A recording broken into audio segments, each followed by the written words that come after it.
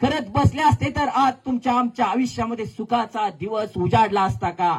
हा साधा प्रश्न स्वतःच्या मनाला विचारा. अरे शिवरायांवरती बोलेल तेवढं कमी आहे, शिवरायांवरती सांगेल तेवढं कमी आहे, पण शिवचरित्रातून नेमकं आम्ही काय घ्यायचंय हे स्वतःच्या मनाला प्रामाणिकपणे राहून खऱ्या अर्थानं आम्ही साधलं पाहिजे. आज शिवाजी महाराजांचं नाव घेतलं तर कोण म्हणतं छत्रपती शिवाजी महाराज मराठ्यांचे राजे, कोण म्हणतं शिवराय हिंदूंचे राजे. अरे जातीपातीच्या चौकटीमध्ये राजकारत्यांनी आणि आम्ही शिवरायांना कैद करून ठेवलं. आज शिवरायांकडे बघताना आम्ही जातीच्या द्वेषातून बघतो. आज शिवचरित्राकडे बघताना अनेक जण धार्मिक आणि राजकारणाच्या चौकटीतून बघितलं जातं आणि खऱ्या अर्थानं शिवराय तुम्हाला आम्हाला प्रकाश देण्यामध्ये त्या ठिकाणी कमी पडतात. कारण का आम्हीच त्या लायकीचे नाही राहिलो मित्रांनो. शिवरायांचं नाव घ्यायचे सुद्धा आम्ही आता लायकीचं झालो नाही. कारण का शिवचरित्र एवढं दूषित करून टाकलेलं आम्ही. शिवचरित्रामध्ये जातीच्या चौकटी निर्माण केल्या, धर्माच्या काटे कुठे निर्माण